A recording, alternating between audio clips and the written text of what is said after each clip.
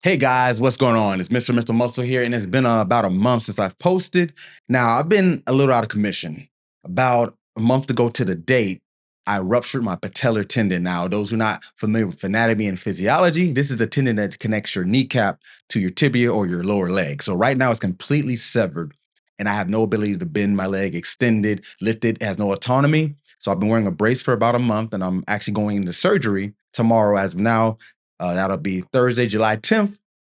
So by the time I post this, it'll be today.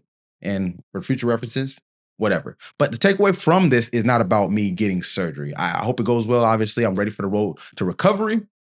But the takeaway of this lesson, obviously, this is the mental muscle channel, got to talk about mindset, is how people put their limitations or restrictions on you and how certain things happen, but it can only take place because you're even capable of doing them in the first place. Let's start with the first one.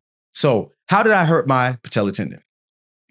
I'm a collegiate athlete. I did the long and triple jump. Those are my primary events, primarily the long jump, and I'm right legged. So, for over 2 decades, this right leg has taken way more impact than the left, but I've taken a bunch of jumps, tens, probably hundreds of thousands in my career. Now, I was doing a standing triple jump motion, which I'll explain, I guess, briefly. It's starting from a broad jump, so two legs into a single leg, land on that single leg, then switch to the opposite leg mid-air, land, and then jump again on the opposite leg until landing on two legs. So that's the standing triple jump. It's a very explosive and coordinated movement. Now, granted, I'm over a decade removed from my collegiate athletics days, but to be fair, I train still. I'm still very athletic for what it's worth. I'm 36. But the takeaway is when I got hurt, one of the biggest things that you see, I have some grays, not some, I'm getting a lot of grays in my beard. People say, hey, now, Nick, you're getting a little too old. You got to watch yourself. And at first I would ha joke because I know they're just making light of it. So there's no hard feelings. But I started thinking, why is that the response? Because I question if I got hurt doing a bench press and tore my pec or doing a squat, would it be any different? Why is the jumping part so ridiculed? And I think it's because, granted, as we get older, we do break down more. But as we get older, yes, some movements are a little more difficult, some wear and tear. And to give more relevance to the injury, I saw the video because it was on camera at the facility and I didn't land in a weird angle. It wasn't anything crazy. It was just the right force at the right time, the impact that added up. I was exploding and it took its toll.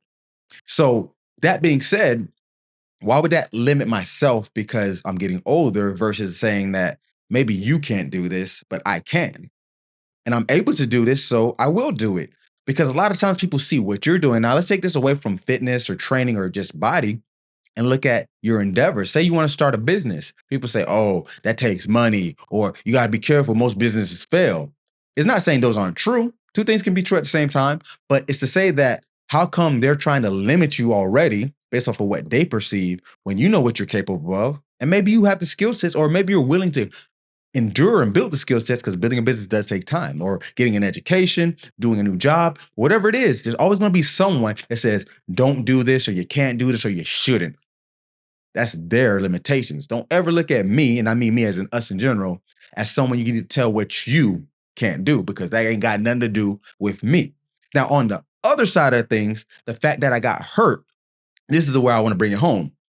Now, going back to the movement I was doing, it's a very athletic movement. And I'm gonna toot my own horn here. The distance that I got on the three jumps is probably more than, and then that's on one leg, it's probably more than what most people can get on 4 or 5 jumps with two legs. So the fact that I was even athletic enough to even get into the positions to get hurt means I was only able to get this magnitude of injury because I'm able to exert the magnitude of ability. Now, take that back with the other examples. You have the capability to do what you need to do. So that puts you in a place to have the repercussions and or consequences or the benefits of being able to do it. So that's like anything. With great risk, there's great reward, and sometimes the reward don't come right then and there. Now you can argue, since I don't compete anymore, the rhyme and reason. You can argue that. I'm fine with that. But I look at it as an optimistic way because I got a long road ahead. This is not a very common injury, and it's very damaging since it's tendons, not a ligament. And fortunately, thank God that all my ligaments were fine, my meniscus, but the tendon is completely torn. There's nothing there. There's no connecting my lower leg to my upper leg. So that being said, there's a long road recovering to keep me optimistic. I'm being real. I'm not happy about it. Obviously, I'm a little down. I've never had surgery. My injuries span over the years as being an athlete, but this is the worst one. And I'm looking forward to it as getting better, obviously, not forward to doing it. But it goes to the point I could only get to this point because I was even capable of it. So my takeaway is, in all, beyond the injury, is for you guys to see if you're capable of even getting to a point where you could fail big, lose money, lose opportunities. It must have meant that you're able to get there in the first place. If that's not something to take away from it, I don't know what is, because people talk about failure all the time, but you can only fail if you're capable to even get there. If you're not capable, you wouldn't even get the opportunity to fail. Therefore, there's nothing to lose. And there's nothing to lose. And guess what that means? There's nothing to win. So this one came off a little more like a motivational speech, I think, but I'm getting excited. Like I said, I'm literally at this time less than 16 hours away from surgery time. So I hope and pray for a speedy recovery for myself. And I definitely will still be making content. I'm bringing my equipment home, so I won't be shooting it probably at my facility. But I definitely want to keep this and document this journey to recover from the mental and physical, as always, as I get my mind right. Maybe you can get yours too.